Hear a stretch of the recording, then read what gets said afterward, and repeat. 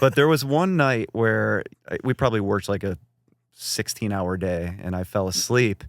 And I just remember someone coming up and like shaking me. They're like, "We got a placement. We got a placement." Oh yeah. And I'm like, what? That feeling of like showing because I think on YouTube we saw it, but hearing your song like in a real commercial. Oh yeah. That feeling was addicting. It was like, oh my Motivating, goodness, yeah. how do I do that again? And I think once we got the taste of that, it was like, all right, let's go even harder here. We gotta keep chasing this because this is just one and hopefully one of many.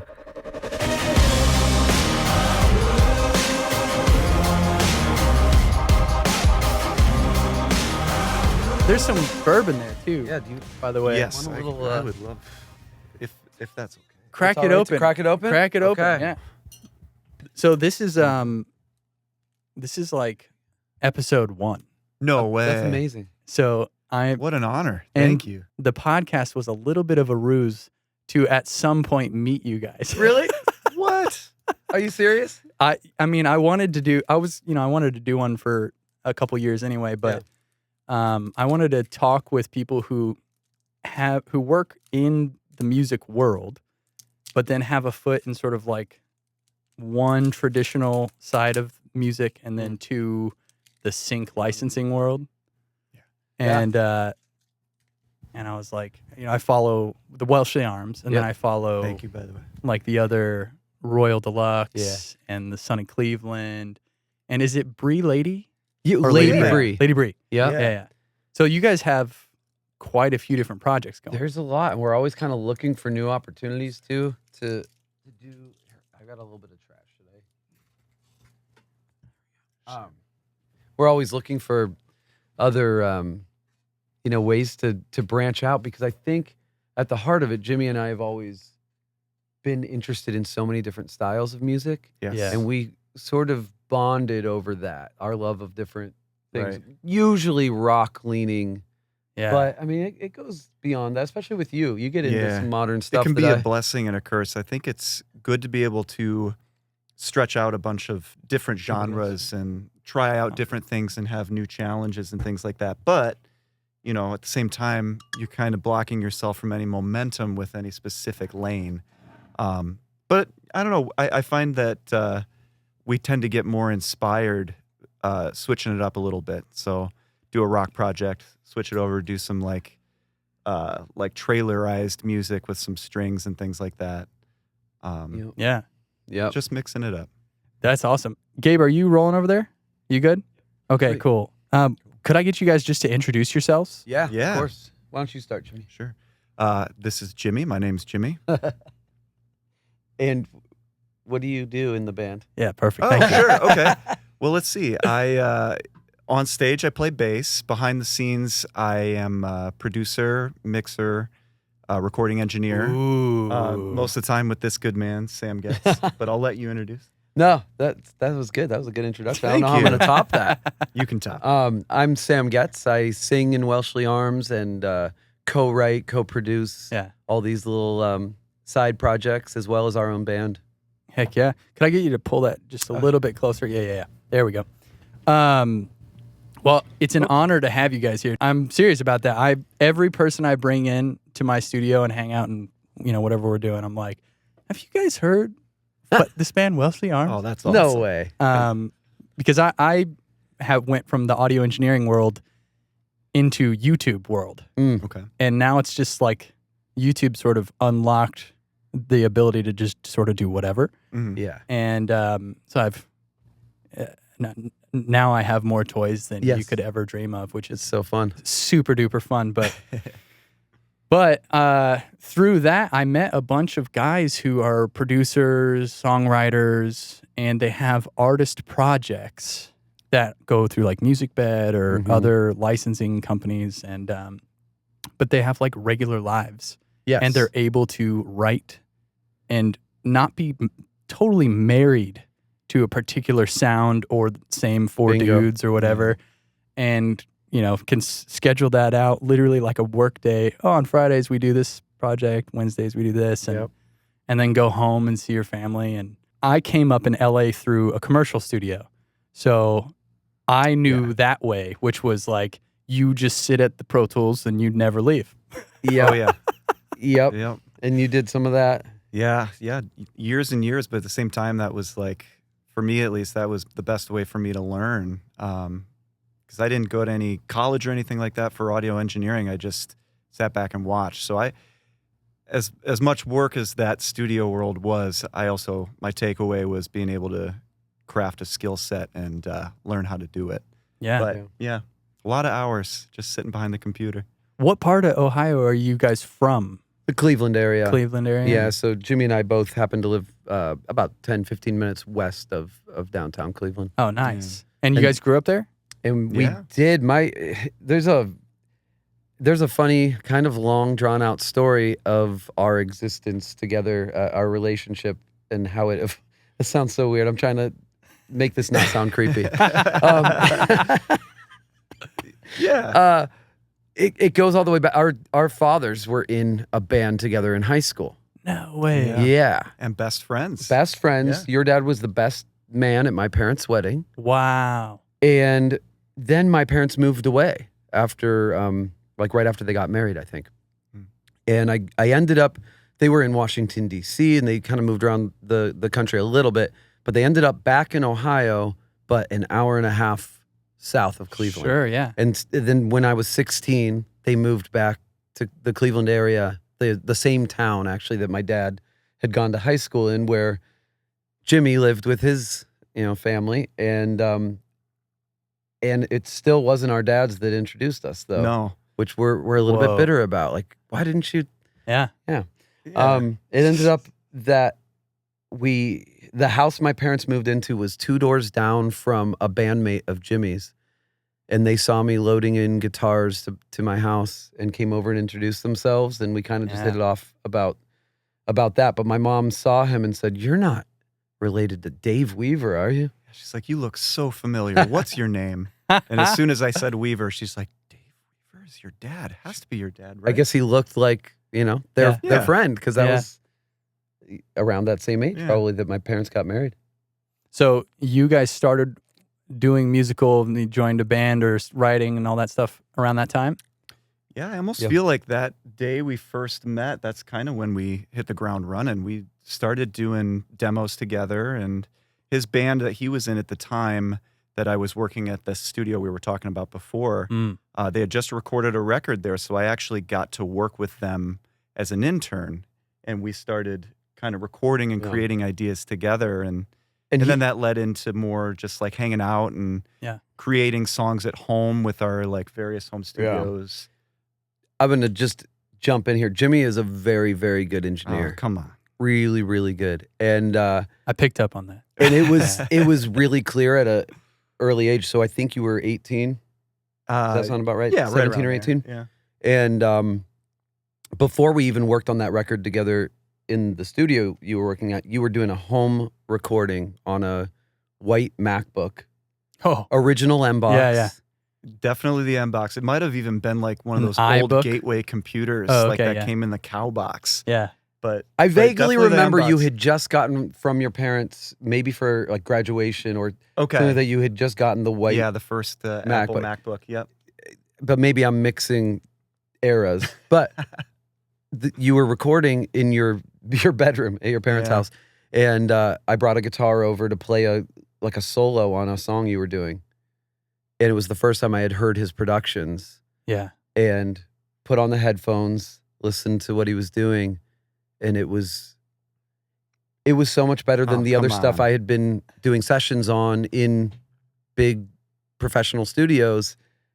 This, whatever you had cooking, was it blew me away. So I'm like, hey, anytime you want to work together. And then we ended up doing the record, and your work on that record was the best stuff. Wow. Thank you. Even better than like the guy we had hired to Yeah. produce the record. Yeah, man, sometimes that happens. I mean, meanwhile, I think I was still in high school at the time, and Sam's a couple years older than I am, but you were a legend, and you are a legend. But especially then, you were a legend in the like rock and we're never guitar this nice to community. each other. I know, This is weird.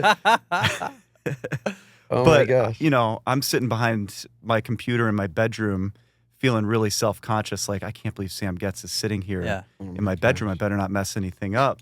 So to I hear you understand say the this feeling, is yeah. like just incredibly flattering. So thank you. You're welcome. Well, the I'm only going to say it once.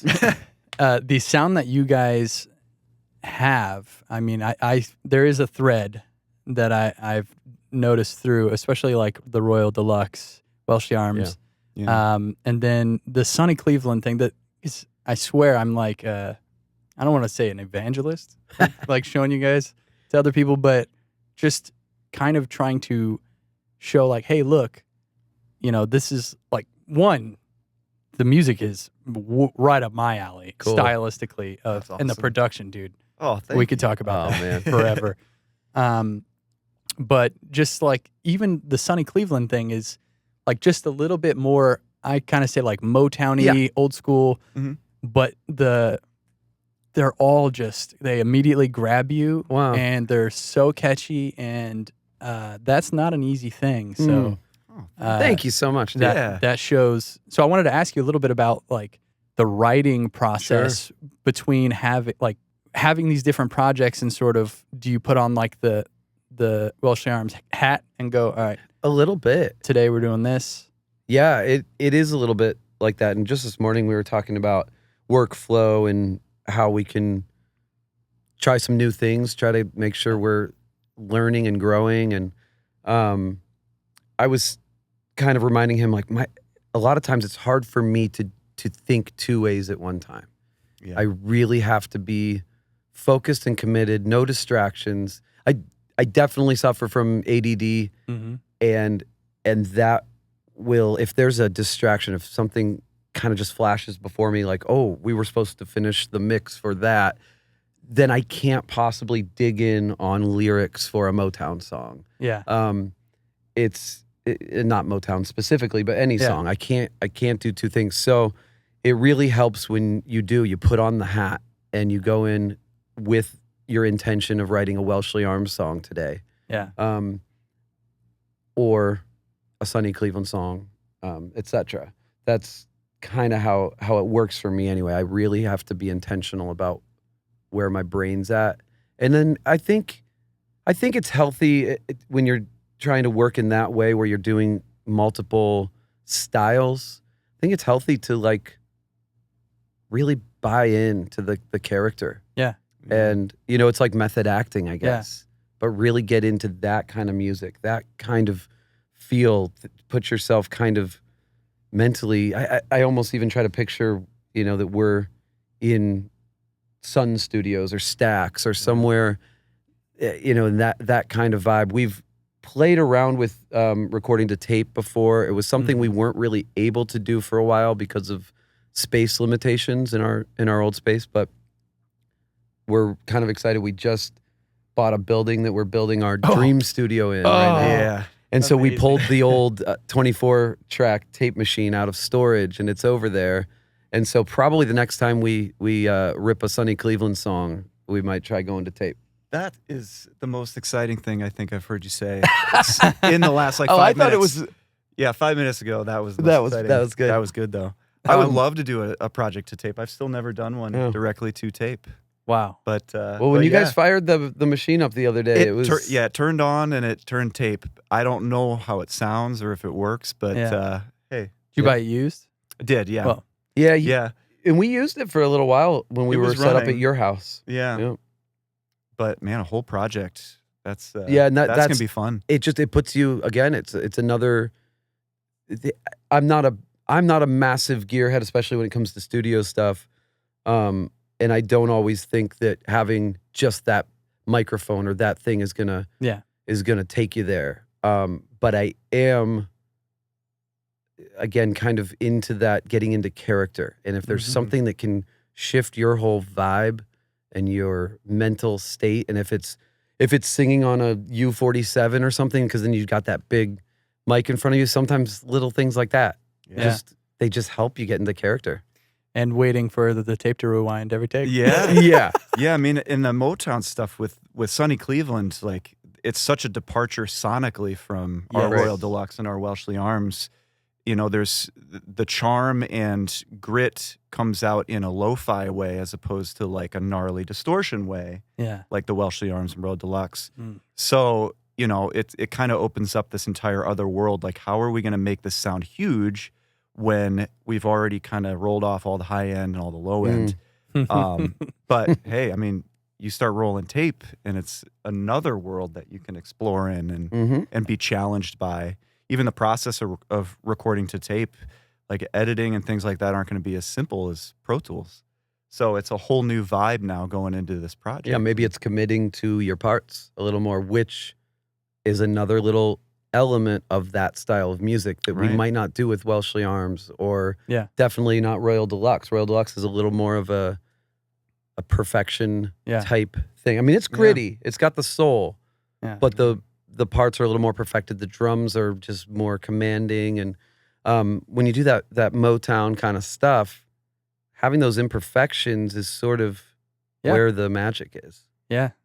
Also, like the arrangement and instrumentation is you come at it totally. Yeah, maybe limiting yourself on inputs and committing to. Yeah, there was a time a couple of years ago where we were super committed to, like, we don't want to use any fake instruments and things like that. So Sam bought a trumpet, and I think that lasted like a week. But I still bring it out just to kind of like it's there. Tease him, basically. I just play really poor trumpet. Yeah, and then I try to pull out. I have an old I mean, you're saxophone, actually pretty good at the sax. I don't know about that. Come on, you get it done. I can't get the trumpet done. It would be pretty sweet if we got the trumpet. I underestimated the mouthpiece, the brass. Yeah, it's a brass thing. is no joke. Yeah. It's a lot of lung power, but I mean, so is singing, obviously. Yeah. You'd think it would have worked. So I wanted to tell you the first song that I heard of Welshly Arms was Down to the River.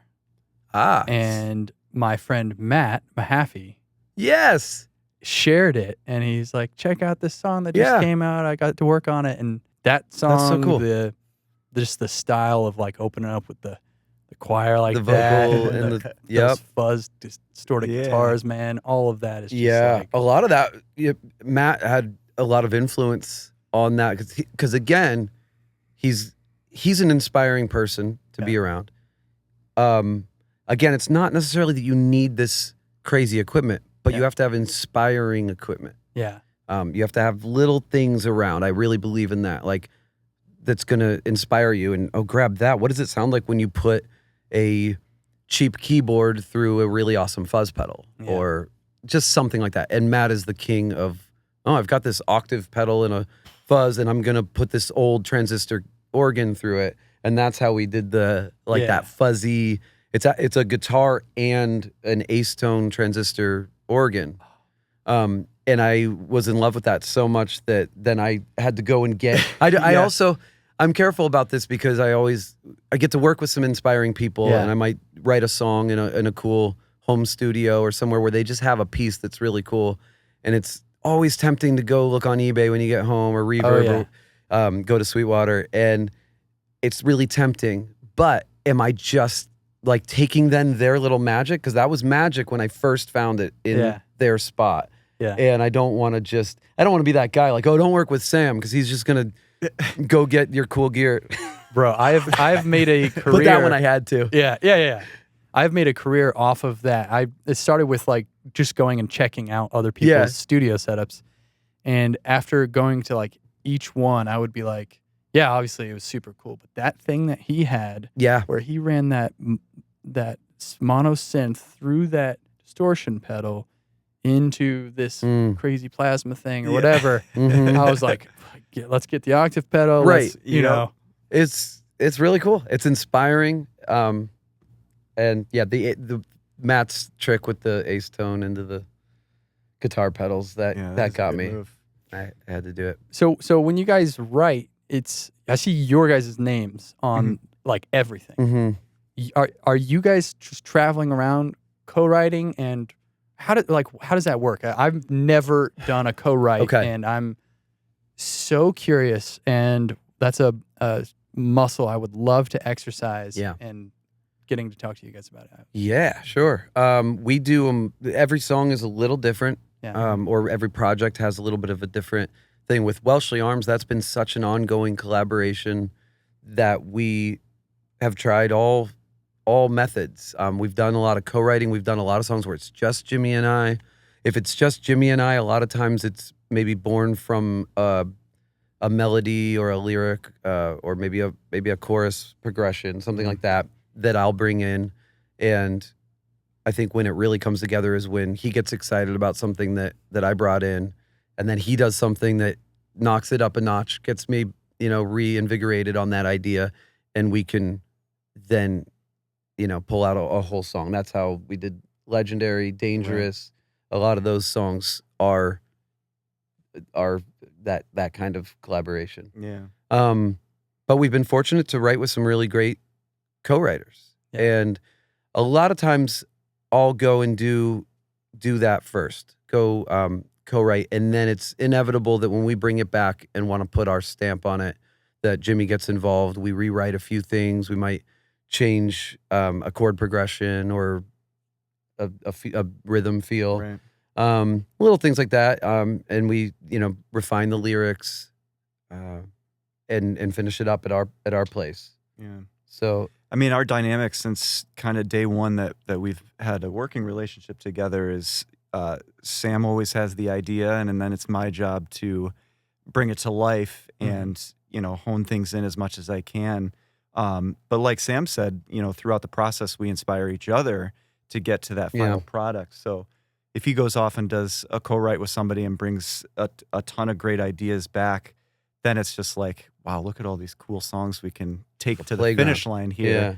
And inevitably they will evolve through that part of the process as we kind of work through it together. Man, that's awesome. And I'm very basic. If I'm doing my own demos, or even when I do these co-writes, I generally prefer that we keep it really basic. Yeah. And sometimes it's keep a 4-chord progression going the whole time. Get all your melodies, get all your lyrics, get those things done. And then when we really open up at the studio, open up the session, get under the hood, that's when it kind of blossoms into. And it's fun to mix it up too. Like, we'll go through stretches where we'll pick a couple weeks and just be like, you know what, this is Sam and Jimmy, time to just write together, and we'll roll Pro Tools and just get it down. Whatever comes out, could be a cool instrumental or, a lyric that just is like, hey, this feels really good. We should try to figure this out. And I think that's really interesting for our creative process to have different ways of doing things, because then, another month goes by and he'll go off and do a writing session with some other co-writers and then bring that back. And it's like, cool, now we have another way of finishing songs. And then you just kind of repeat that process over and over again just to keep things mixed up a bit. That's so cool. Okay, so another question I had is, you guys work with Position Music, We right? do. Is that a label or a public? They are both. Yeah. They're so they started as a publisher, Okay. and they really kind of early on. It was started by Tyler Bacon, and I think he was in Nashville for a little bit. He went to school out here to be an A&R guy at a record label, and I think he did that out in LA, and then decided he really wanted to get into the publishing business and start his own thing. So he's a really great A&R guy too. He's got great ears, but the company has grown a lot. So he's not really A&Ring as much as running a business. Yeah. And then where we sort of got introduced to them and started our relationship was someone over there named Mark Chiapello. And most people who have maybe worked with Position would know of Mark. Mark is really like, he started at the bottom with Tyler and just kept plugging away. He brought us into the fold. He brought a lot of other artists, and he's a good A&R guy. He's just smart. He's a savvy person. And so the two of them now kind of, there's other people as well, but Mark's our bridge into Position, and a lot of credit to him for even kind of opening our eyes to the world of licensing. Yes. I think what we get to do is exactly what we've always wanted to do. I just don't think we realized that there was avenues to do that all, to do all of those different sounding projects Yeah. and plug them in different places. Yeah. Have an outlet. We probably would have been doing it anyway. We just would have been playing them for our friends and our families. But seriously, like all the credit to them too.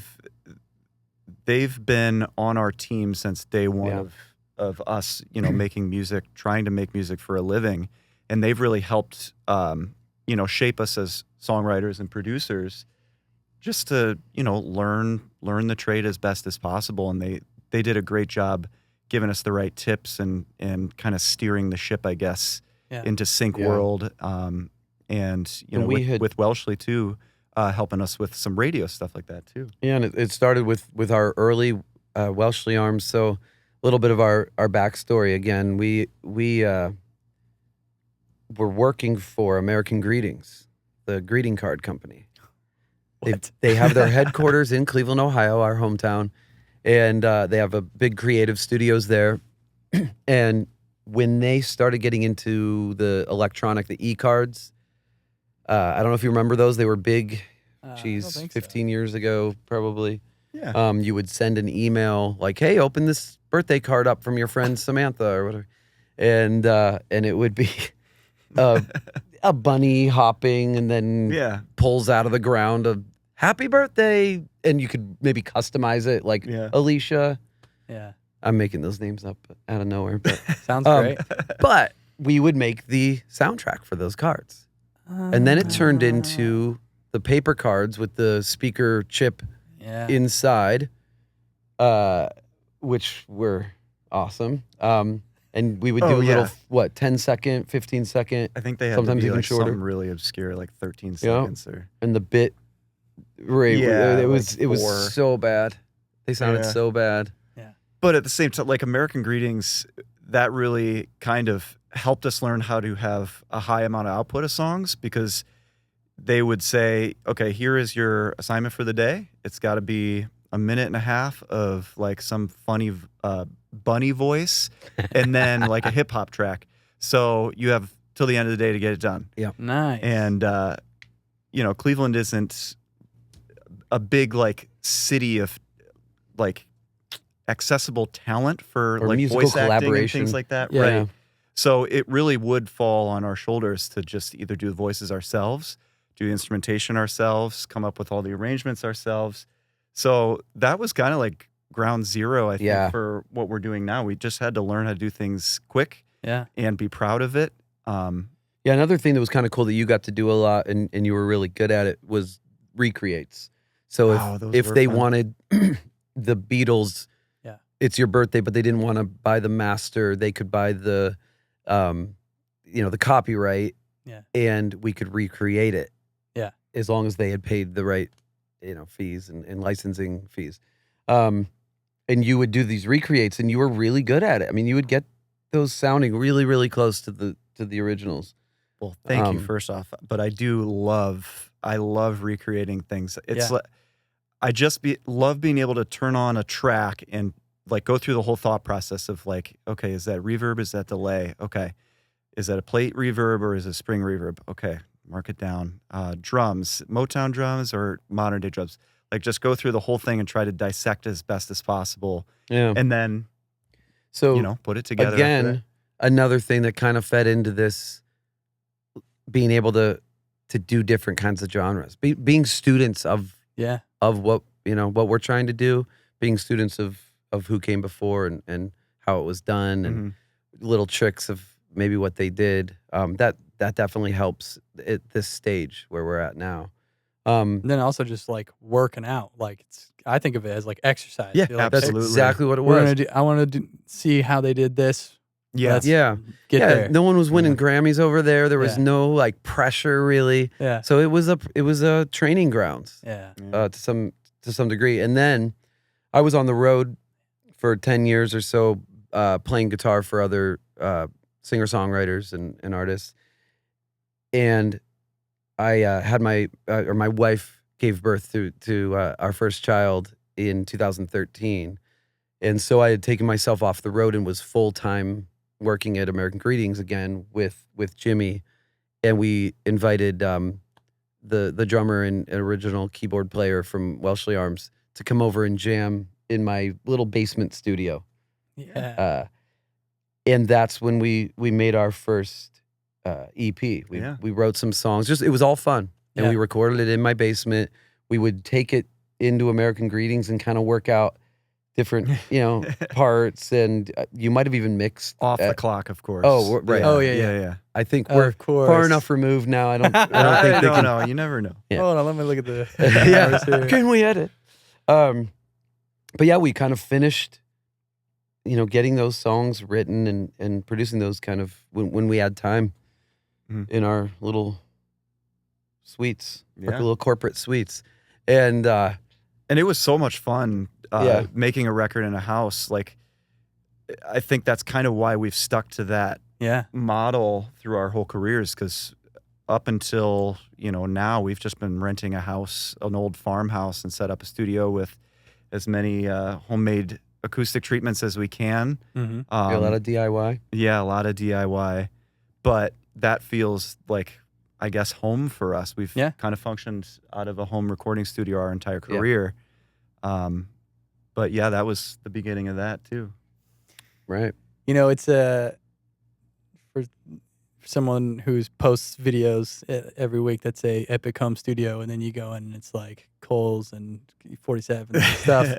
I see a lot of comments that are like, this isn't a home studio. I'm like, listen, man, it's in their home. Like, I think there's, for whatever reason, people think of home studio as like not professional, at least here in Nashville. I'm like, dude, every home has like an API in the living room. Yep. Oh, yeah. I've been in some insane studios. Actually, just a couple weeks ago, I was out here just working with some different people and went to quote unquote home studios, and they all had beautiful consoles in them. And they were amazing studios. So there's all ranges, as anybody listening and watching your YouTubes would know. Like, there are ranges of how these things can work. And it's completely reasonable to start with something very affordable and and achievable. And if anything else, like if you're interested in earning your chops, and a lot of it is the songs. A lot of it's how you treat those songs. It might not be the capture as much. And so this gives you a chance to just get better at songwriting, song structures, choices, because there's endless choices on a budget with software and things like that. So you can hone your chops on just that, just making good choices, good sonic choices. I did a small in 2020. There was this weird slowdown, and I decided I was going to switch from doing client, like engineering gigs, to basically making no money and trying to produce as a, like, hey, there's only one way to learn, and it's by starting. So I found a guy who was really talented, who'd moved from California and was like down to let me play with his songs and sort of take them from him and an acoustic to whatever they wound up being. And before that, I was so close to the engineering side of things that, like, the song and like all the other elements were just sort of like, like, hey, there's a song and whatever. I was very much like, well, should I use the T112, or should we go with like a 547 or and then when I spent some time working on his songs, it was very quickly I discovered, like, oh, like, maybe I should be asking, do we even need live drums on this? Or maybe this is a song that doesn't need drums at all, or whatever. It's like, what's best for the end result of the song? And those are things you got to hone in as a new producer. It's like learning to quickly identify, maybe, or just setting. In some ways, it's getting out of your own way. It's you, and when you're fresh, when it's new and exciting, maybe you got new gear and you just want to use it. Sometimes it's great. Again, sometimes something new in front of you is just inspiring. Maybe it's just the right thing, but that's not always the case. And sometimes it blocks your brain, and you're just, I saw, that so-and-so uses this in their vocal chain and this should sound better. And it's just frustrating to you because it doesn't sound good. But do you have the same microphone and and processing or bit conversion and all of that? Because maybe that's where it could be any number of things that is making yours not sound as good as Clear Mountains or something. Yeah. No, with producing, I think just get as much material as you can, and maybe the song doesn't need drums and you track drums already, but it's easy to just mute the drums, and maybe you could use the drums in another song or cut those drums up. And being willing them down and being willing to say goodbye to something that you may. Man, this happens to us all the time, but you get attached, or you just fall in love with something. Just like people, I guess. Yeah. You fall in love with the idea of someone or the idea of having a guitar or a drum set in that moment. Yeah. And you're a lot of times not willing to make the necessary cut to your track. And you end up spending the rest of the day trying to fit other things around it and get them to just, to work. And then when you finally realize it's those drums that are keeping us Yep. I mean, as musicians, we're all inspired by so many different things. And throughout, I think, the songwriting and production process, those things that inspire us kind of dictate what part goes down next and what part gets written next. So we could start a song by cutting this cool drum kit, and it sounds... at least in my ears, I think this sounds super cool, and I'm like convinced that this is like, we got something cool here. Meanwhile, at the end of the project, somebody may be like, those drums are the worst part of this song, and they distract Could you just me. mute those for a second? But whoever comes up with those drums may be thinking through the whole process, like, that's my favorite part. So it can be really hard when that moment comes where it's just like, gotta cut it. We've got our boy Mark, who I was talking about at Position, is very good at he doesn't waste any time in giving his notes. It's like very blunt, like, I mean, that 4 on the floor's got to go. And and you're like, that's the thing we worked around all day. Yeah. Yep. It was perfect. Like, no, it's just matter of fact. That 4 on the floor's got to go. And you're like, you're right. You're actually right. Now that it's gone, it's right. And intros and bridges. So, for some reason, I just think intros and bridges can be the most like musical and like interesting part, I guess, of the song. But as soon as that song gets A&R'd, they're the first things on the chopping block. Oh, like how can we cut time out of this? Cut the bridge in half. We don't need an intro, And it, I guess I die a little bit inside every time that happens. I do too. I am not a fan of like cold starts. But I will say, like, a month later, after like taking your ears off of it and then circling back a month later, you're like, wow, that was the right call. I'm so glad this is a more listenable song. 30 seconds of an intro out of here. Yeah. But it's tough. Yeah. It's tough. That's why it's good to just have somebody you trust that's like telling you those things. Yeah. Yeah, I'd heard as long as you trust them. A good friend of mine also works with Position, and he had said that he had gotten some pretty brutal notes. Okay, good. It's not just us. But it's, they know what they're doing and they know what they've got to work with. I'm 50-50 on letting too much influence come into your creative process. Yeah. And I really think I'm right down the middle of 50-50. I like to try to be open and acknowledge what they're saying and think about it. Does that make sense? Yeah. And a lot of times, really quickly, it's like, yeah, I really think that will be better. That's a great call. But the moment that it turns into those kind of things where you just adamantly disagree, I think it's really important as an artist to push for what you believe in. At the end of the day, it's your product. Mm.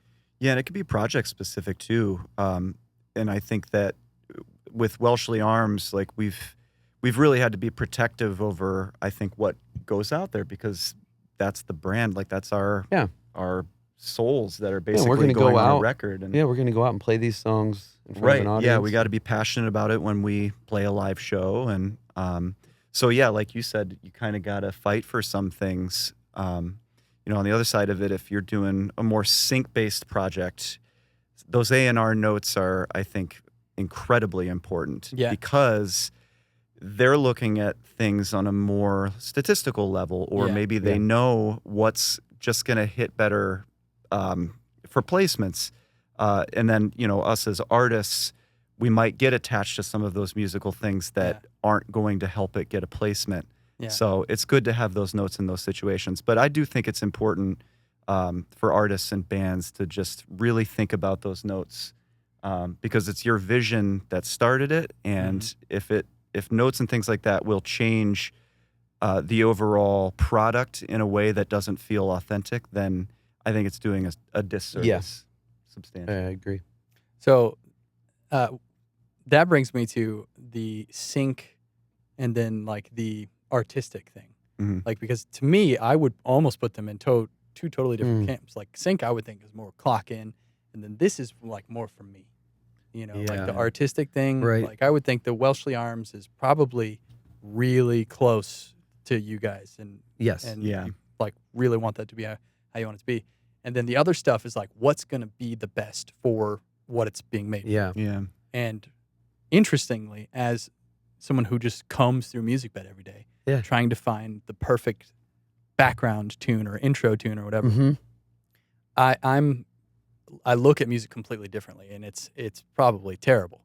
But Okay. I'm looking for that 13 seconds. Yeah. That kind of Yeah. start the beginning of the video with, some shots of 1176 or whatever. Yeah. That's like tricking me as a viewer into like, wow, look how nice that thing I've seen 4,000 times. It just has the right. Yeah. Yep. But if the song is not right for the part, Gabe is my editor, and I give him like a catalog of stuff to pick. And if it is not right, I am like, please just delete this song. Like this is making me hate this part of the video. Wow. Even though I picked the song because I liked it. Yeah. But it just didn't fit. But if Didn't it's work. not right on video, man, it is like it makes you want to stop watching it. It's a weird thing. So that's the sync world is kind of a strange like exercise of like just trying to make it appropriate for whatever it's going to be used on, hopefully like an Apple commercial or NFL or something cool. Mm-hmm. But then you guys get to go out and do like what resonates with you and tell that story how you want to tell it. Like that is so cool to be able to do both. And I wish more people knew that was like a thing, because I talk to a lot of, there's still people out there who are like, oh, there's no money in music. I'm like, yeah, that's weird. Right. Yeah. I think there's a lot of money, but it's just like if you're stuck in this sort of limiting belief of what you have to do or what your only opportunity is versus like, oh, you can be creative in a bunch of different ways. And because I stumbled into doing YouTube videos, I met so many producers and songwriters who are doing the sync thing. Mm-hmm. And to me, that was like just a stunning world of opportunity for making music at home, and not having to, sign a whatever 4-album deal or some like thing that kind of ties you down where maybe they own something for, it's just more complicated. Yes. And I love like some of the guys I know. That's the other reason I literally wanted to call this podcast Sink or Swim. Ooh, SYNC. I like it. But I was nervous to be married to the topic. Okay. Forever. Yeah. But at that same time, I was like, I want to talk to guys and people who are making this field. Yeah, stuff about how they got into it. Yeah. What's that journey been like? Yeah. What were your expectations versus like, because some of the guys I've talked to were like, I didn't really know. I just kind of did this thing. And then 6 months later, it was like, hallelujah. Yeah. It was really, really good. And I think that is just like the coolest story and could be inspiring for a bunch of people who are like, I just have these songs and I don't know what to do. Yeah. Yeah. They want me to make TikToks. Yeah, right. Yeah, that's the Yeah. other thing. We can't even begin to understand the TikTok culture. Yeah. So, We might just be old, glad that's though. not I the don't know. topic today. Yeah. No, I think the sync world, we kind of fell into it accidentally because Welshly Arms had started just as a fun weekend project. And it was something we just did with, Mhm. our buddies over in his basement studio. And we never thought that it was going to be anything that was close to getting record deals or radio play or anything like that. But we played a live show at South by Southwest. It was not an official South by Southwest show. Mm-hmm. But, we wanted to be in the mix and just kind of get ourselves out there. And What year was that? I think that was like 2014. Oh, I think I so. went in 2013. It's the only year I Oh, went. nice. And it was either 13 Yeah, or it was 14. right around But I- there. Yeah, Yeah, it was either 13 or 14. yeah. But somebody been. posted a video of our performance, and that's when Mark Chapello out of yep. Position Music, who is somebody that you already had known. We had a relationship before that, but he didn't even know I was writing my own music and had my own band and all that. Oh. He remembered me as a side guitar player. Nice. Yeah. So he saw it and was like, "Hey, would you guys be interested in like maybe doing a publishing deal? And we think your music could work in the sync world." We're like, "What in the world is sync?" Like, Right, yeah. Like a kitchen sink, or are we And talking it was like- interesting because right around that time, I had started fielding personally because we didn't have a manager or anything. I had started fielding some weird licensing stuff, but not weird. I mean, it was for like big TV stuff, but it was, I forget what the website was, but there was something. Is it Taxi? Oh yeah. It wasn't through Yeah. Taxi. It wasn't. It wasn't Taxi. It wasn't even something that I don't think it was something we paid for, but the music was there, and people were starting to license it. Like I remember a guy from one of the big networks. He was a music supervisor, but I felt like the move was they were looking for these unsigned bands and offering very little money. Yeah. To license your song for a TV show. And so we were in a few shows, but for very little payoff. And I was just kind of quickly fielding emails myself and making that happen when Mark hit me up. And so I realized like, okay, maybe this isn't like just a fluke. Mhm. Maybe there is something to what we're doing. Mhm. And we started talking to Mark and they ended up licensing. And you asked earlier if Position does if they're a label or a Yeah. publisher. Well, they kind of acted as a label and publisher right off the rip with us. They licensed the 5 songs we had made in my basement. Mm-hmm. And right away, we started seeing it connect a little bit in the licensing world. Was that the one with the white album cover with the orange? It was before that, actually. Oh, okay. It was called Welcome. Welcome. Yeah. And it was, it was a 6 songs, 5 or 6 I think it was 5. Yeah. But I remember we were working on our first full-length record, and that was the white cover Yeah. with the Yeah. boat and everything like that. But we actually, so that recording process, completely different story, but we were using a house out by Cedar Point in Ohio. Oh yeah. And it was like this, it was a Lakeside? beautiful Oh, summer cool. home. Yeah, it wasn't Lakeside. It was Yeah. in Marblehead. Yeah. But they weren't using the house during the winter, so we actually course. like moved into their house, and That's a nice We would spot. go out. worked out of there. in the Everybody had winter. jobs. Yeah. We were doing the Yeah. American Greetings thing. The other guys had other jobs. And we would go out every weekend for a month. Yeah. Right? We did like 4 or 5 Maybe- weeks, Yeah, maybe longer. we ran out of propane gas at one point. Yeah, so had there was no no heat. heat going, and then it was hard to snowing get so anywhere. bad nobody could come and fill the tank. It was an It experience. It really was. But there was one night where we probably worked like a 16-hour day, and I fell asleep, and I just remember someone coming up and like shaking me. They're like, "We got a placement. We got a placement." Oh, And yeah. I'm like, what? And it was like a WB placement. Nice. What was the show? Jeez. Was it the But it- Outsiders or something? Yeah, it might have been something like that. I But made like that up. that feeling of like showing because I think on YouTube we saw it, but hearing your song like in a real commercial, Oh yeah. that feeling was addicting. It was like, oh my Motivating, goodness, how yeah. do I do that again? I think once we got the taste of that, it was like, all right, let's go even harder here. We got to keep chasing this because, you know, this is just one and hopefully one of many. Yeah. And one thing that I remember with Mark in particular is he was really impressed that we had done it all ourselves in the basement. Yeah. And he just thought like, what? Like, so you guys wrote those songs and then just, you guys recorded them? Like, did you go into a nice studio? And I'm like, no, we just kind of used the like home studio gear that we have and cut it in my basement. And he was blown away by that because he was used to getting, you know, a bunch of money. Stuff sent to him that was done at, you know, beautiful studios and had big producers, and sometimes it was great, sometimes it wasn't. But this stuff was just simple, pure, and done at home, you know, homegrown stuff. So then he asked, there was a brief for an ad. Oh yeah. And I think it was for a cereal ad, right? Yeah. Yeah. And we they were needed still working at American Greetings at this time too. And they needed it fast. They're like, if this is gonna work, it has to be in fast. And probably a lot of people listening know this feeling. They've probably gotten something like this at some point, or saw an opportunity, but they had to work fast. Yeah. And so this was one of those moments, and we took the day off from our job and rented a studio. And we went in. We wrote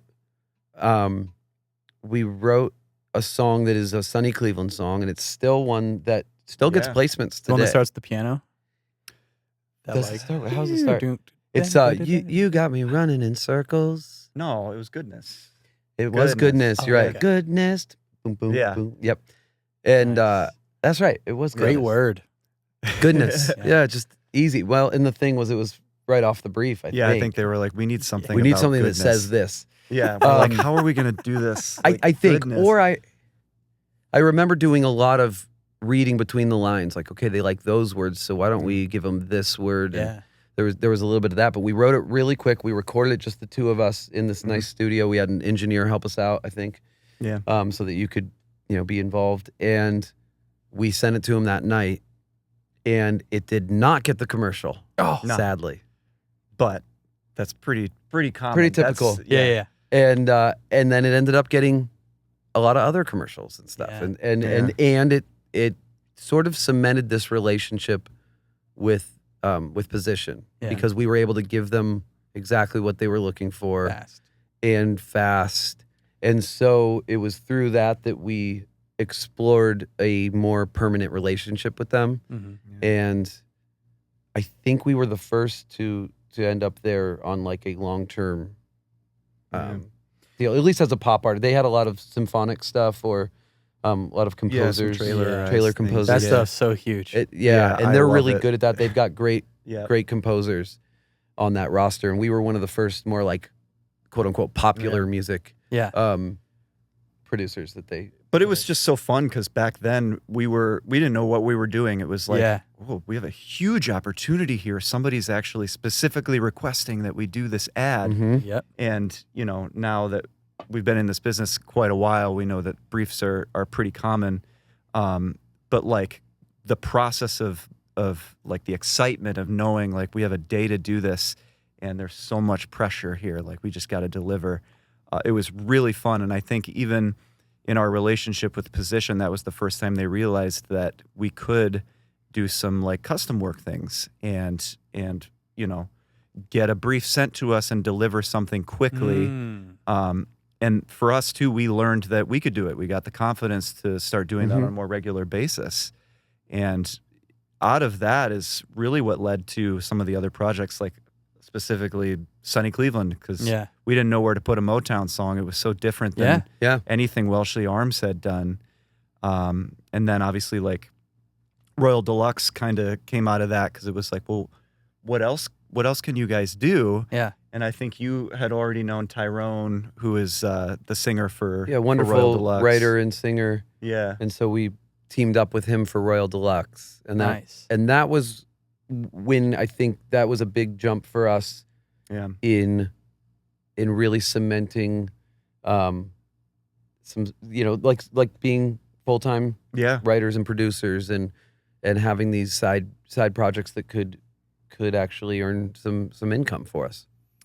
Okay, that answers a lot of questions, dude. I've just because Awesome. I'm like, like what is the steps to and was it like, oh well, let's come up with these projects and then getting the briefs and then doing the songs and then you go, I guess we'll call it this thing, Yeah. and that can be like its own world of Yeah.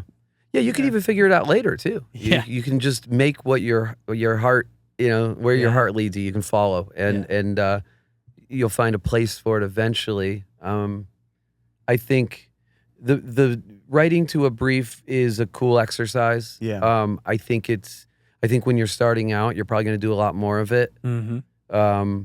We don't get to do it very often anymore, and a lot of that's just because of our schedule. Mm-hmm. We rarely have like, hey, can this be in tomorrow? And we actually could. Yeah. So again, I think it's something when you're getting started. I mean, we had cleared our schedule and we were working in the studio. This is after that moment. That was sort of the moment that then led to us leaving our corporate job. Yeah. But once we had left that corporate job, we had time and we weren't doing a whole lot. The band wasn't touring yet. Right. We hadn't really proven ourselves to anybody. And so we weren't exactly in demand. Mm-hmm. Yeah.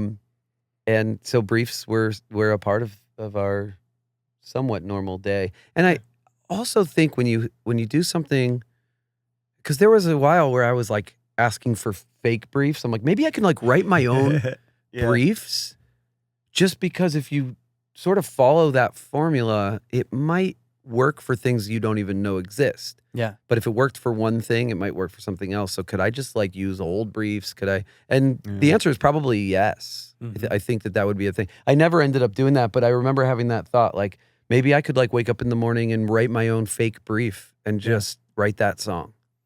That's funny. When I was in LA and I had done some sessions for some licensing stuff where everyone's like contracted for the day or whatever. Okay. And that really got my wheels like turning on, like, oh, I could think about making a song as practice. Yeah. And I literally would just pull up on YouTube like the Olympics commercial and just mute it. That's it. Oh yeah. And go I love like, that. what's the 3 notes for NBC, and try to write a song in that world or whatever. Yeah. It's really smart. I think that's one way to like kind of get started there and build a little catalog, because you're shooting for something which is an obvious need. Yeah. And it could, maybe you're probably not going to get the thing that you were using as your template. No. Yeah. But if it worked there, it probably could work.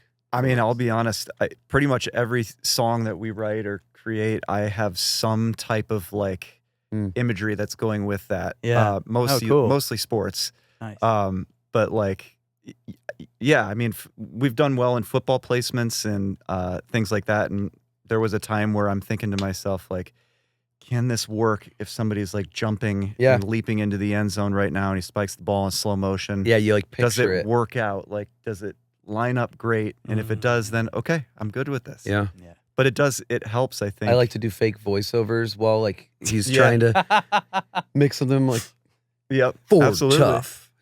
I was just thinking of In the Wild Now. Yeah. Oh man. I was just that that earlier. That song, the ooze on that. Oh, thank you. Thank you, man. I love that one. We wrote that with Tyrone out in the desert. Yeah, Josh outside. Nice.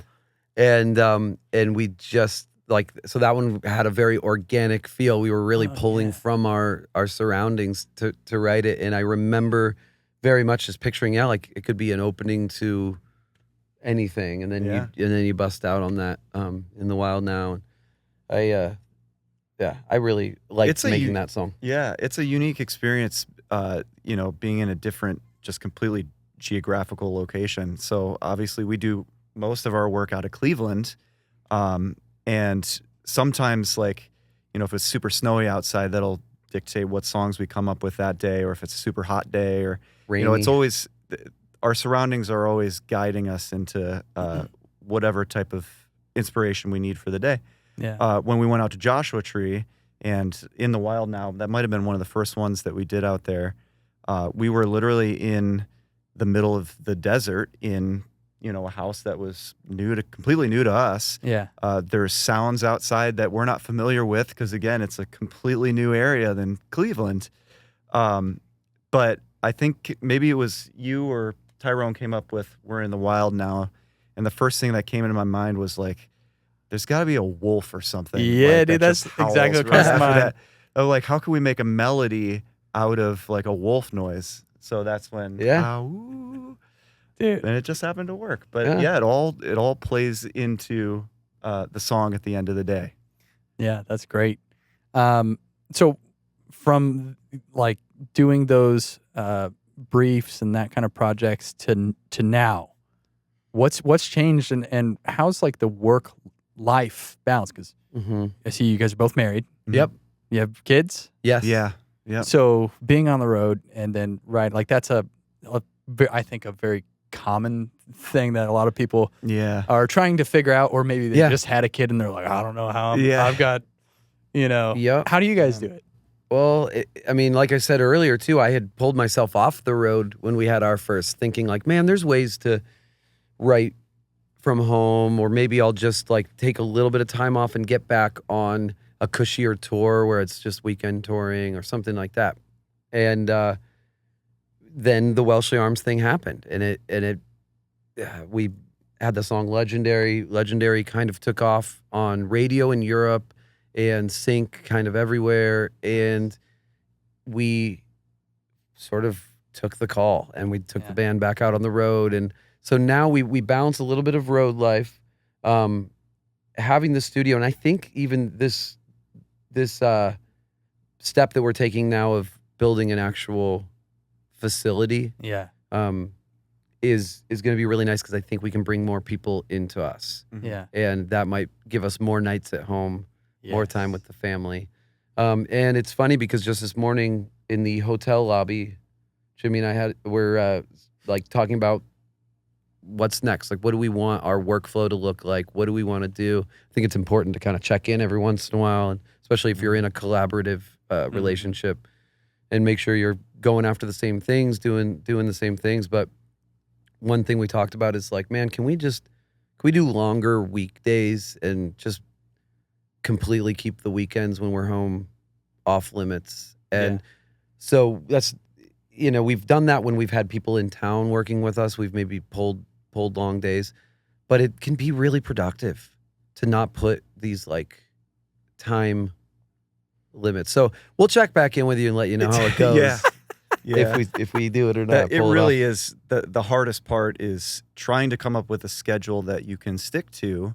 But also leave yourself room to, like, if you got momentum going on a song, you don't want to just be like, well, it's 6 o'clock, I got to go home now. Yeah, and when people are depending on you, or it is difficult with home life because I certainly want to be home with my wife and my daughter as much as I can, but at the same time, I got to make sure that I'm able to provide for them, and that while I'm at work, I'm as efficient as possible.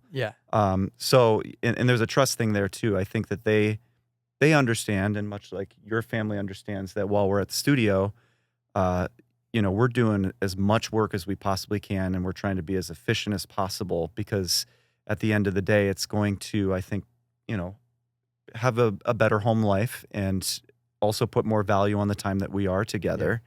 So if we're a little late for dinner, it's not an offensive thing. It's just we're working.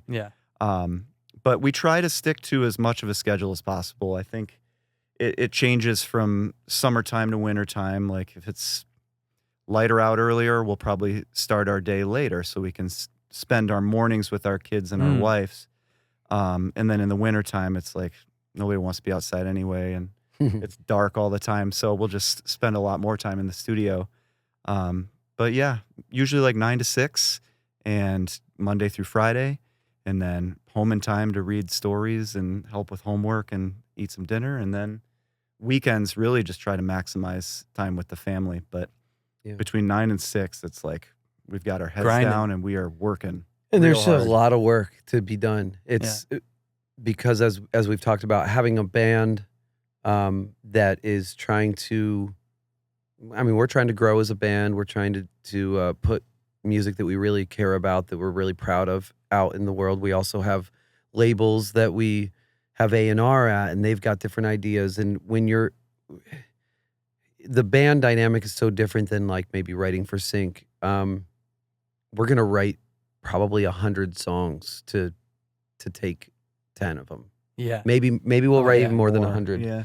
to take 10 of them, and the rest they just Live don't make on the a cut, drive. and Yeah. they do, Yep. and that's really hard to stomach sometimes, but Yeah. it also makes you proud at the end of the day, or maybe it's a year or two later that you're Yeah. finally like, you know what, that was the right call. We put our 10 best songs forward, and Yeah.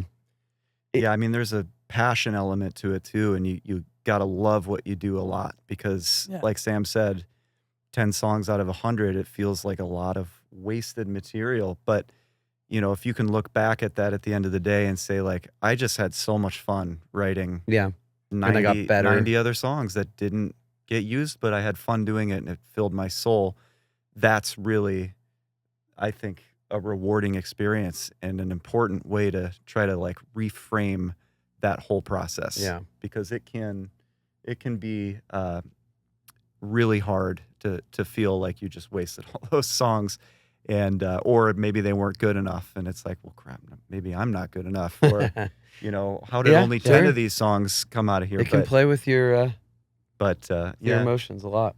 you really got to just find a love for the process. Well, it's something that because I'm not like a writer, but I'm very much on like the production. Like I love getting better at understanding what's right for what musically and sonically and stuff like that. So, I from like the perspective of like just producing things, like I will table something that I thought was awesome just because like, oh, we're doing this new thing, and I just got this fuzz pedal, and I got the like new sounds that I think are way better. Like it's probably we should just recut it. Yeah. I don't know how often you guys recut stuff when you get new toys. Oh but boy. More than we should. Yeah. And that's actually something I think we're trying to get better at, is not going back. Not having to, or just trusting ourselves. Yeah. And I'll say, maybe this is just me, but when we do go back to recut something, it usually doesn't feel the same. It doesn't feel as good. And, having all of these different drum programs and things like that, they can be a blessing and a curse. Yeah. Because, to write a track, it's so much easier to just pull the keyboard out and program some drums that way instead of setting up the whole kit.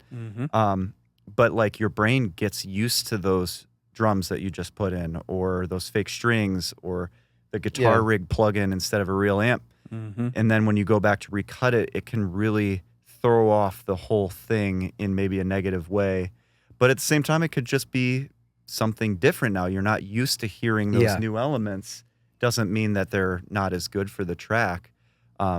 So a lot of times we just try to like commit to something as early as possible.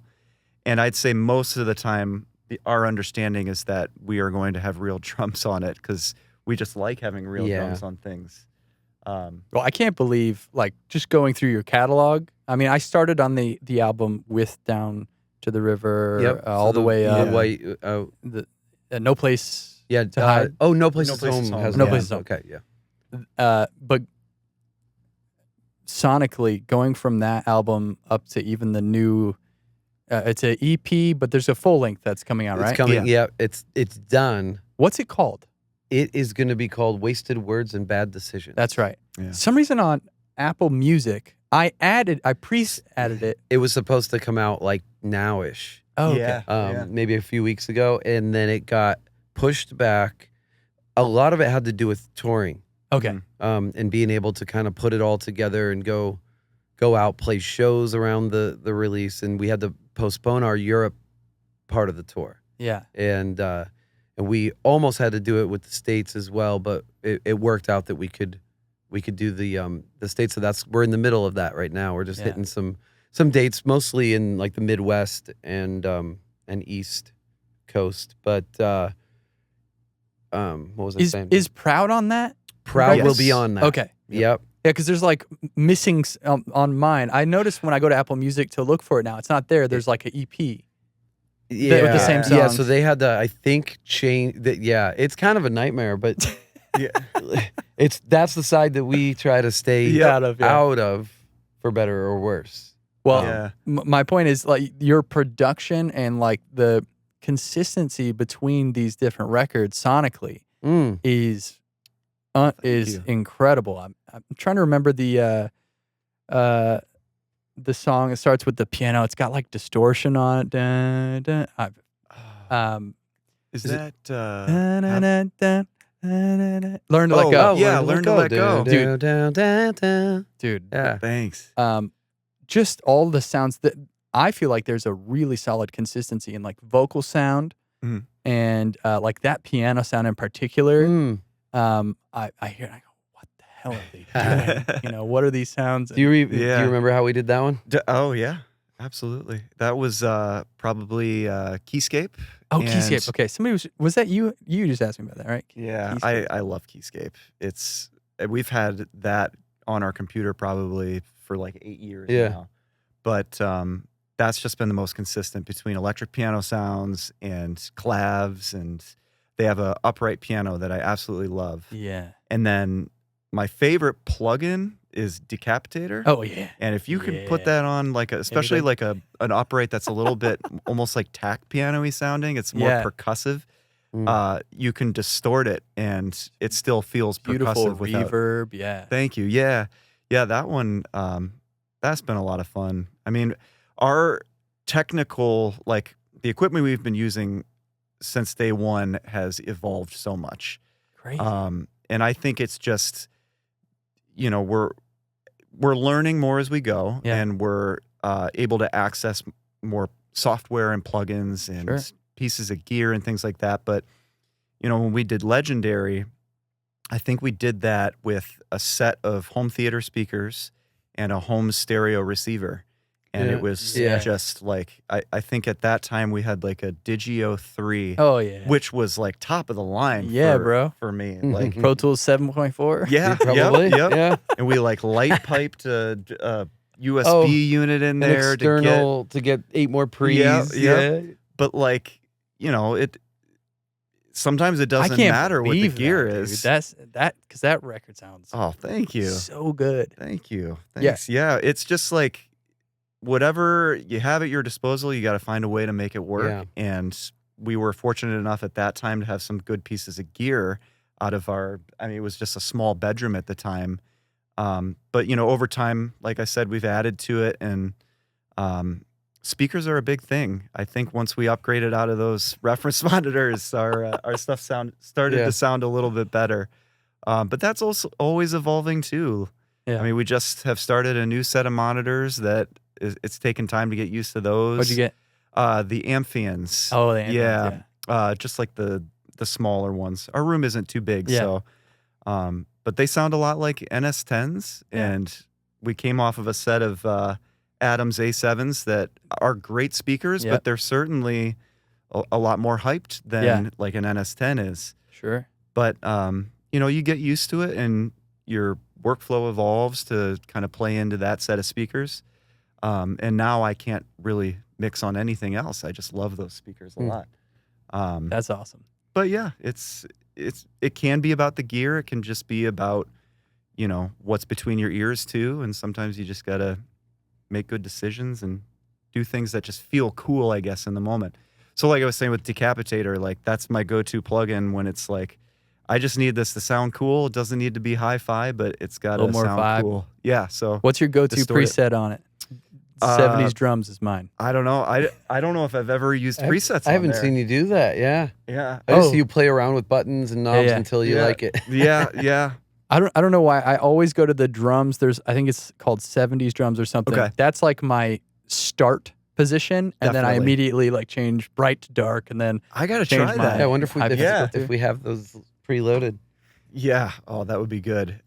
Because I love using presets. I think it's a great way to just like, especially if you're trying to find the vibe of something, just like go through as many as you can, and then you land on it, and you know what it is when you find it. It's the right thing. I would love so much to just sit next to you and go through your sessions. Come on out. Oh, that's Yeah, you Hey, should if you're ever come in see the new Cleveland, space. Come on out. We're we got this building which is way bigger than we thought we were going to get and needed.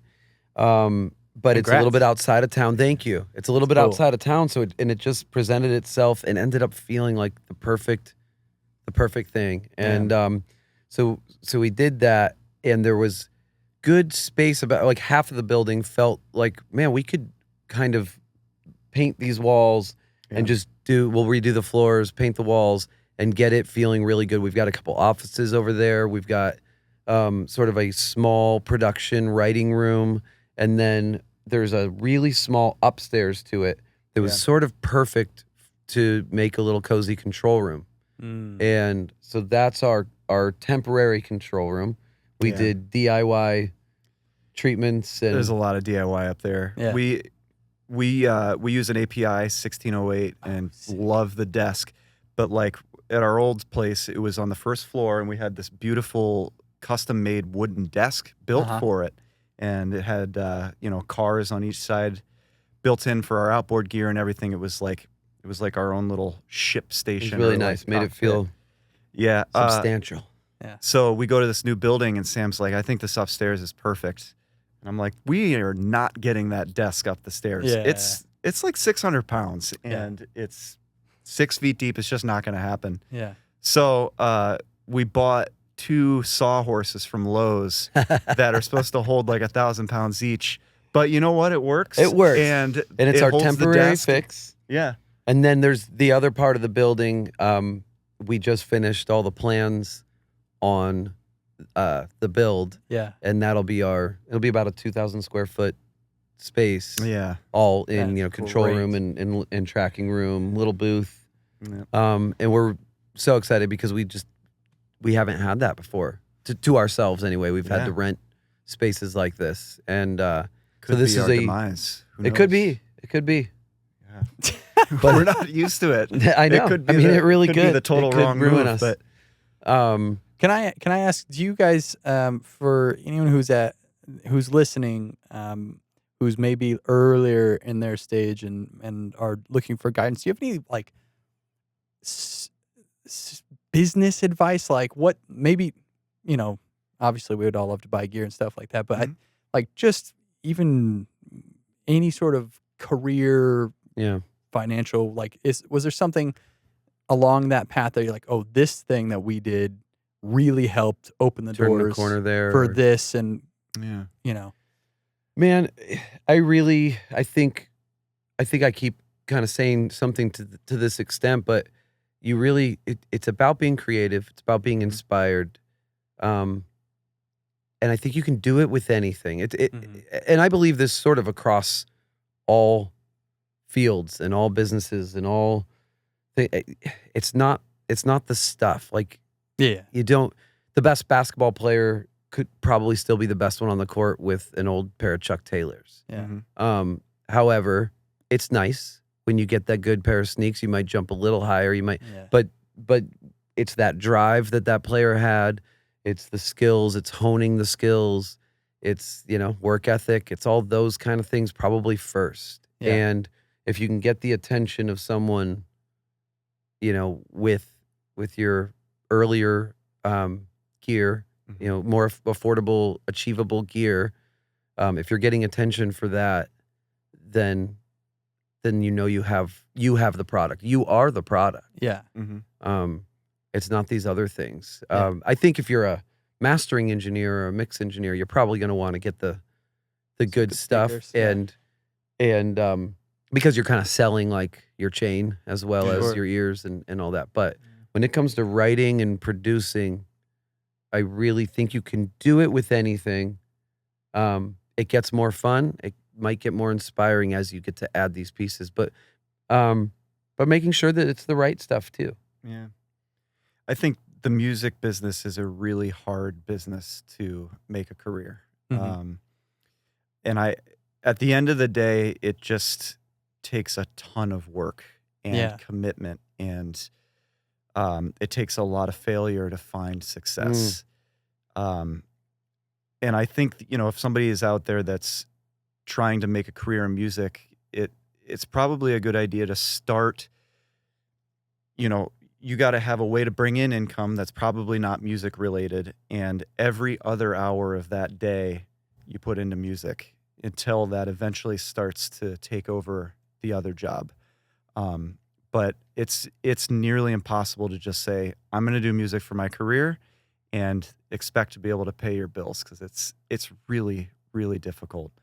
But I just think, you got to follow your gut too, and put yourself in rooms with people you feel inspired by, people that have a good vision for what they want to do, and just try to make as much music as you can. And luckily there's a ton of like avenues to have your music. So Spotify, Apple Music, Tidal, YouTube, even TikTok now. Like, there's ways to get your stuff out there.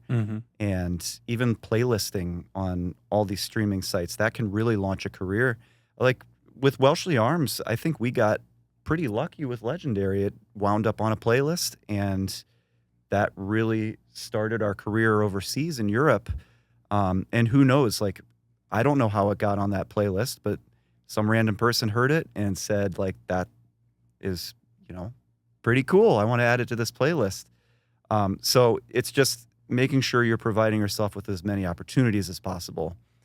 And then just try to have fun with it too. Don't burn yourself out, because you can burn out really quick too. I've gone through many times of feeling like I just don't want to do this anymore because I've spent too much time doing things that don't feel like they're doing much of anything to the world. And then something happens and it makes it all worth it. So just don't give up. Yeah, that's great. Yeah, I think something that I sort of try to keep focus on, especially early on, is like expectations. Setting realistic and achievable within a time frame. And then like when I moved to Nashville, I had like no networking. Like everything I had was in LA. And it was very much like, all right, I need to like do something on the side to bring in money. And then it's like, then I come home and I'm a dad and help. And then there's like an hour when he goes to bed. And in that hour, 7 days a week, I'm going to figure out how to use a damn camera. And I'm going to figure out how to turn it, like point a light or whatever. I had no idea, but it was like, maybe in 2 years, this hour will have a return of being able to pay my cell phone bill each month. Right. Absolutely. And if not, then maybe more people will know that I'm an engineer. Worst comes to worst. Yeah. Right. You're still doing something that you're passionate about. You're still advancing And the priority was like, this has to be fun. Yes. Like the second that this turns into, I have to do a video, I'm like, then I'm not good with have to. Yep. Me neither. So I was like, I just got to figure out how to turn this into trick myself into making it fun. And now, I mean, it's like the most fun thing in the entire world. Man. So that's so cool. But not stopping is like the probably the second or third thing. Just keep going and evolve. That's it. Not get discouraged. Obviously, I mean, you've said it a couple times, but you're gonna fail, and you're gonna have things that feel like complete failures, and sometimes they actually are just disguised as that, and they're not. They might be a stepping stone, and you learn from those things. You also just get a thicker skin, and like I said, sometimes you're gonna write a bunch of songs and just to get that one, and that is very typical. You're doing great if you get that one. Ooh, last little thing here on the writing a bunch of songs thing. When I worked at East West was the studio I worked at. Amazing. The last couple sessions that were happening there, I worked with this guy Blake Mills, and we did a John Legend record, and then a Dawes, and then amazing Jim James, all in a row. Wow. But right across the hall was John Mayer. And he had like 4 months locked out in a scoring room. But I mean, I think what he does, he'll never see this, so it's not a problem. Okay.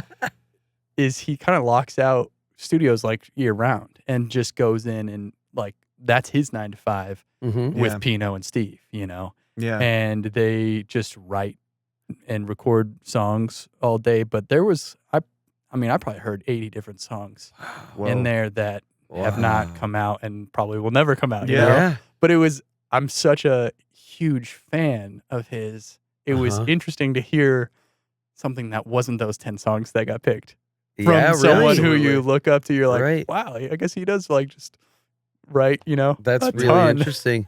Right. And you almost picture with someone like that. And I guess probably from the outside, thinking about any artist, you picture them like, oh, we're in the studio. Like, okay, so they're writing those songs, they're recording them, and then that's out in a couple months. Like, Yeah.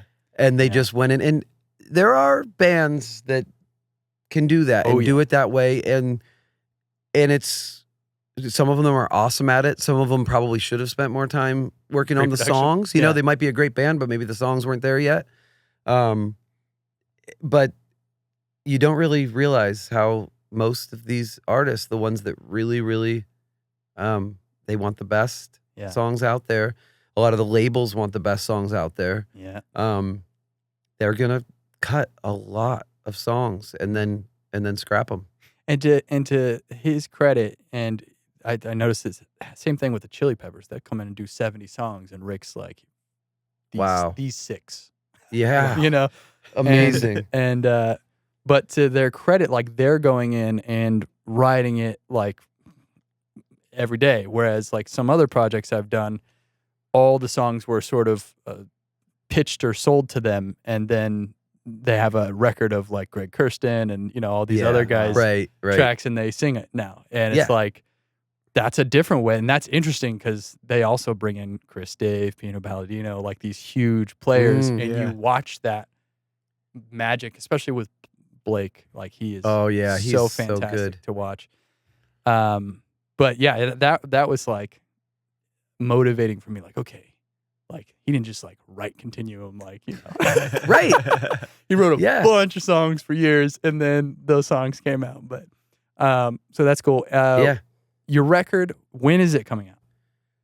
Do you know the date? It's in March, I think it'll believe. be in March. I'm not sure the exact date, but we're trying to get a tour that was supposed to happen in November, get it rescheduled for next March. Okay. And it's all going to kind of roll out together. Okay. So album release, tour dates out in Europe, a couple I dates believe out maybe in a the lot of the States. dates have already Have they? been announced and stuff. And we might even have a date set. It's just not right in my brain. Okay. But I I'll- think it's March.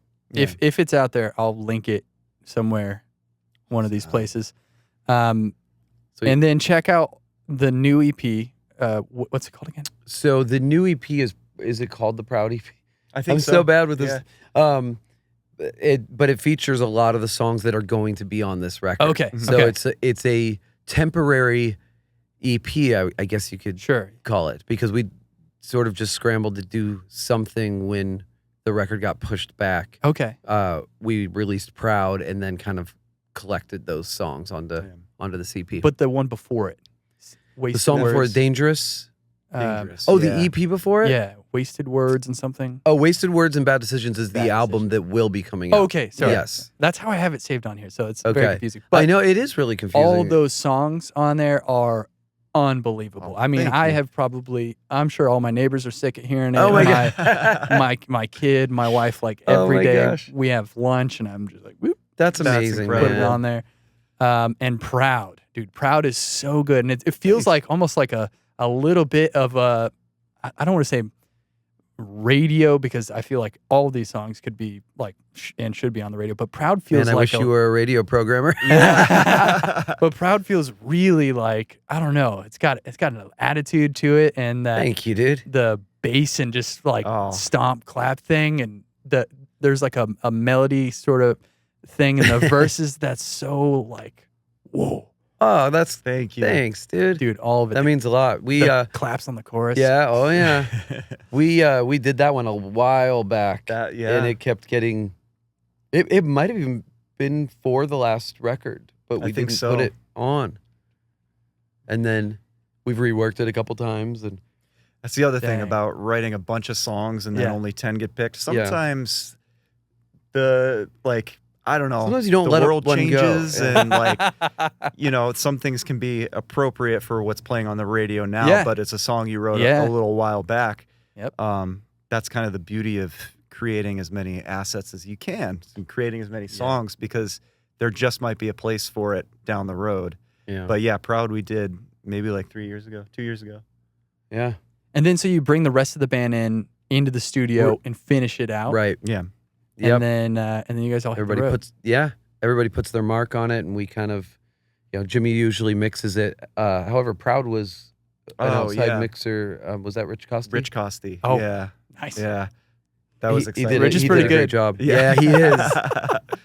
We've had the privilege of doing a couple outside mixes, just only a couple songs, and there's been some great dudes that have mixed them. But you know, but everything else is Jimmy, and usually it's not. It's someone might hear that and think like, oh, does that mean he like just didn't nail it for that song? Like, no, Jimmy had a great mix of it, and it even was probably the launching point for whoever ended up finishing it out. But Neil Avron had done 2 songs for us at one point.